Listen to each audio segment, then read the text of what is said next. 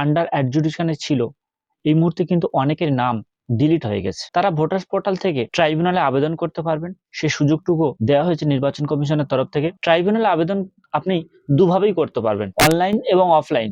এই দুইভাবেই বর্তমানে ট্রাইব্যুনালে আবেদন করা যাচ্ছে। এই মুহূর্তে অনেকেরই প্রায় অনলাইনে আবেদন হয়ে গেছে। আমি একটি ভিডিও করে দিয়েছি আমার চ্যানেলে, যে অনলাইনে আপনি কিভাবে আবেদনটা করবেন, তার একটি ভিডিও, সম্পূর্ণ ভিডিও আমার এই চ্যানেলে আছে, আপনারা পারলে সেটা দেখে নেবেন।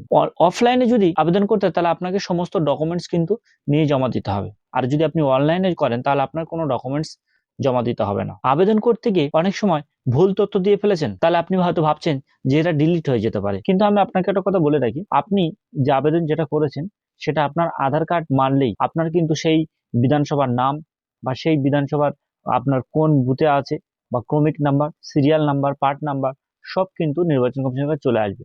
তাই আপনি ভুল লিখলেও অসুবিধা নেই। কারণ আপনি হয়তো ভাবছেন আমি ফর্ম ফিল আপ করার সময় কোন একটা পার্টের নাম্বার বা সিরিয়াল নাম্বার আমি ভুল লিখে ফেলেছি, এতে কোনো সমস্যা হবে না। আরেকটা প্রবলেম হচ্ছে, অনেকের এই ফর্ম সাবমিট নিচ্ছে না। তার কারণ হচ্ছে অনেকের আধার কার্ডে একরকম নাম বা আধার কার্ডে একরকম বা ভোটার কার্ডে একরকম নাম, এদের নামে সাবমিট হচ্ছে না।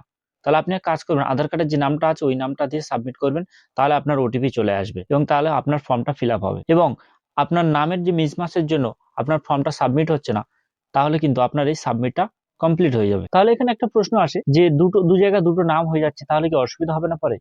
কিন্তু না, আমি বলবো এখানে অসুবিধা হবে না। তার কারণটা হচ্ছে এখানে ব্যক্তি একটাই, আধার কার্ডের নাম এবং ভোটার আইডি কার্ডের নাম আলাদা।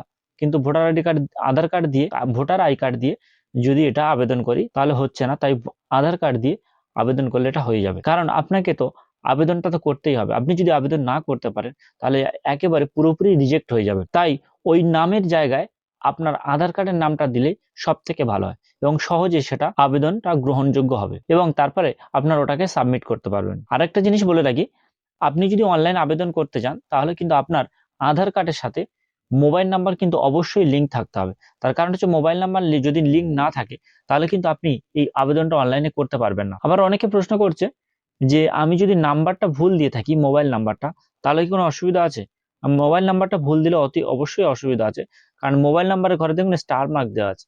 এই জন্য আপনার মোবাইল নাম্বারটা অতি অবশ্যই দিতে হবে এবং সেটা সঠিকভাবেই দিতে হবে। এবং আপনার সমস্ত তথ্য আপনি চেষ্টা করবেন যেগুলো আপনার যে সঠিক তথ্য আছে সেই তথ্যটা দিয়েই আপনি অনলাইনে সাবমিট করবেন। তার কারণ হচ্ছে যখন আপনার ট্রাইব্যুনাল কমিটি আপনার ফর্মটা যাচাই করবে, তখন তারা যদি অসঙ্গতি পায় তাহলে তারা সঙ্গে সঙ্গে কেটে দেবে।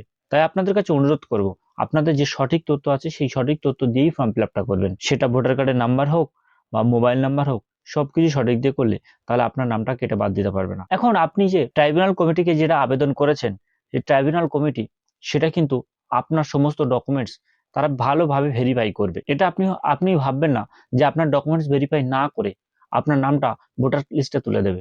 তারা সমস্ত ভাবে, যত রকম ভাবে পরীক্ষা করা যায়, যত রকমের দেখা যায়, সবকিছু দেখে তারপরে আপনার নামটা ভেরিফাই করে তারপর আপনার ভোটার লিস্টে তুলবে। তাই অনেকেই যারা ভাবছেন যে আমি পার্ট নাম্বার বা সিরিয়াল নাম্বার ভুল লিখে ফেলেছি, তো আমার কি হবে? আমি তাদেরকে বলবো, পার্ট নাম্বার সিরিয়াল নাম্বার ভুল লিখলেও কোনো অসুবিধা নেই, কারণ ট্রাইব্যুনাল কমিটি আপনার ভোটার কার্ডের নাম্বার মানলে আপনার সমস্ত তথ্য তাদের হাতে চলে আসবে। তাই একটা ভুল হলেও অসুবিধা নেই, তারা ভালো করে সেটা দেখে তারপর যাচাই করে তারপর তারা নামটা তুলবে। তো ভিডিওটি যদি ভালো লাগে থাকে প্লিজ চ্যানেলটা সাবস্ক্রাইব করে দেবেন। ততক্ষণে ভালো থাকুন, সুস্থ থাকুন, দেখা হবে পরবর্তী কোনো ভিডিওতে।